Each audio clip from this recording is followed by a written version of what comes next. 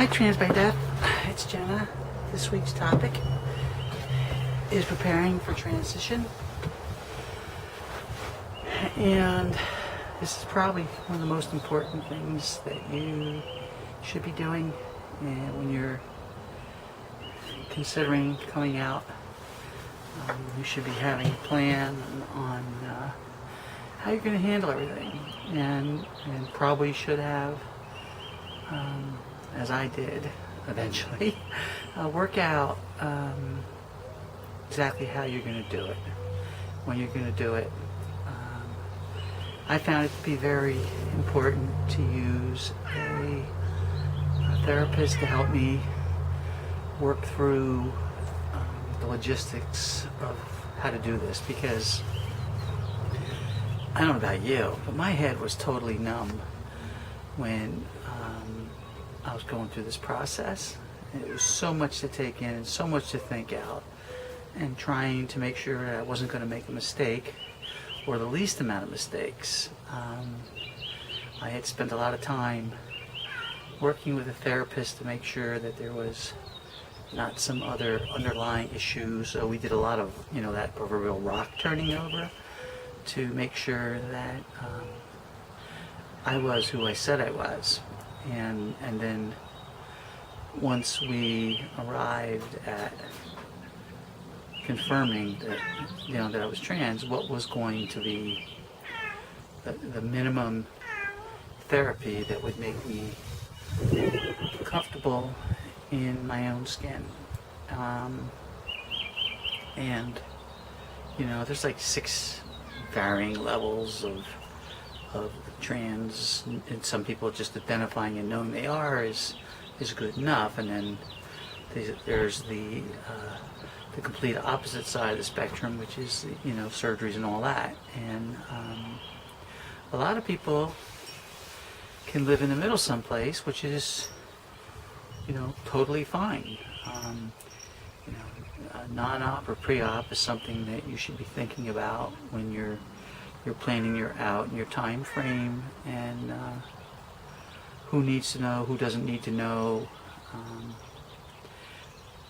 I felt I had a really good confidant friend. I belonged to 3 different support groups of the the same parent organization, but I spent 3 weekends a month, one night, meeting with those people and just trying to get more comfortable with myself and a better feel for for what was going to work for me in this. Because once you hit that, as we all know, you hit that bell goes off and you recognize who you are, then it's a matter of what are we going to do with it now that we know who we are. And for me it was going to be a total transition. My personality has always been all the way over to the edge, so that really wasn't a big surprise for me. And then I had to figure out how I was going to do everything and have a really well thought out plan for getting to where I wanted to end up. I had worked with a really good therapist, and we discussed all the work options, and I had worked with an attorney to make sure what my protections were. I live in New Jersey, which has some pretty strong, there's some gender law on the books that's been tested in court and it's held. So I was in a pretty good position that way. But I also worked for a Fortune 500 company that is male-dominated industry, and it's in the construction industry, and that was probably not one of the best places to come out. I know 2 other trans women that transitioned there, and both of them lost their jobs. So, it was a serious consideration went into that. And, at the time, I wasn't worried about losing my job. I just wanted this pain that I was in to stop, and that was really foolish. In hindsight, it was terrifying. I really should have done my homework better and had, thought this out more. And I probably should have dealt with it when I was in my 20s, though everything kind of worked out in the long run.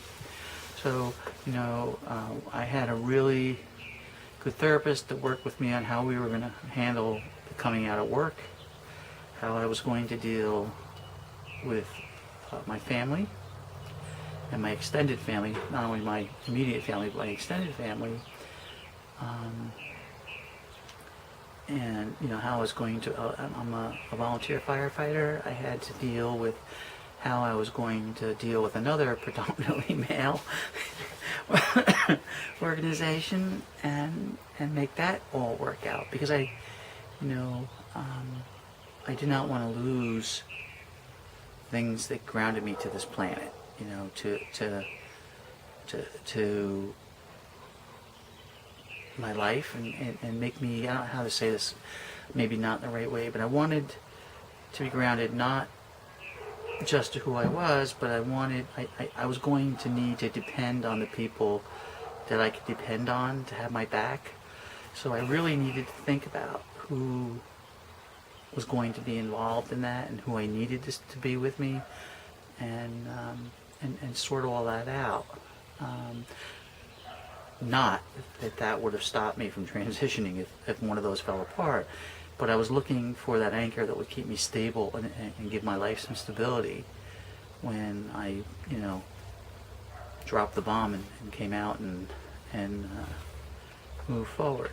So, having a well thought out plan before you do anything with coming out to others or anything like that, and how you're going to do it, and knowing time frames, and how you're going to proceed in a well thought out, organized way is really crucial to successfully getting to the other side.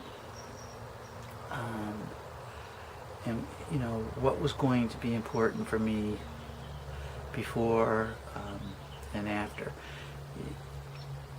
My therapist made a point that was was one of those thought-provoking, make you think about what you're doing things. And what she said to me was, what do you need to take with you into transition, and what are you willing to lose to the other side? But what are those things that you absolutely have to have when you hit the other side of transition? And basically I was pretty well beat down, and when I gave that some thought, and I sat for a while, gave it some thought, and I replied to her that I wanted to be myself, and everything else that came after that was going to be a bonus. I mean, because if I couldn't be happy with who I was myself, then there really wasn't any reason to live anymore. I had to get to that point where you bring it down to the very basics of how I was going to survive, post-operatively. And then, what things, for me, it was going to include surgeries and GRS and FFS and, breast enhancement and those type of things. So I had to really have a plan and prepare a time frame for how those things were going to happen, and when they were going to happen, and how I was going to pay for them. I'm really fortunate because, when I got divorced and we sold the home, the family home and all that, I had people that were from the fire company that helped, find me places to live.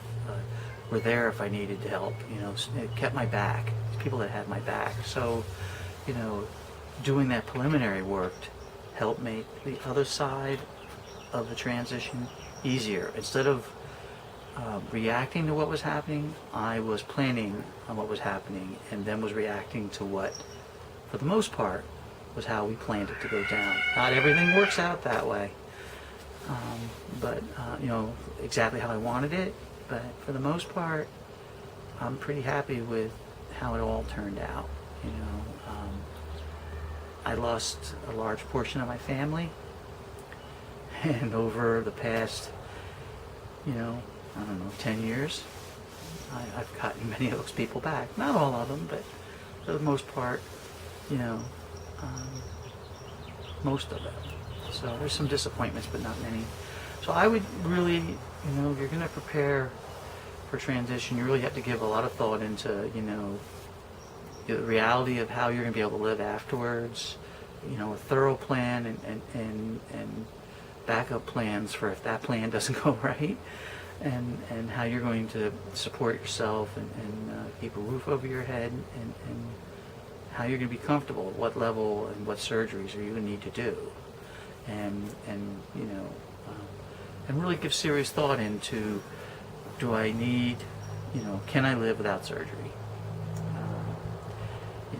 Can I live without hormones? Can I live with, just taking hormones and not having surgery? You really have to give a lot of thought, because I'd like to have everything. I can't have everything. I'd like to have my youth back, and I can't be 25 again. Oh God, I wish I could. But I'm happy for the person I am today, and how everything played out. So that preparation work I did, preliminary, was done with an EAP, psychologist through my work program, and then eventually with the therapist that I ended up with, and then using those support groups to help back up and reinforce and have a kindred spirit to lean on when things were hard, all made my transition simple. So preparation, and it's all good. So sorry I'm going to be a little bit late getting this out this week. I planned on having it done in the middle of the week, but a lot of work issues came up, and before this holiday that I needed to make and take care of. I hope your holiday weekend, if you celebrate it, is good. I hope the weather is warming up for you where you are. It's certainly starting to swing here in New Jersey a little bit, and I look forward to being outside to film, and I can do some more of that in the future.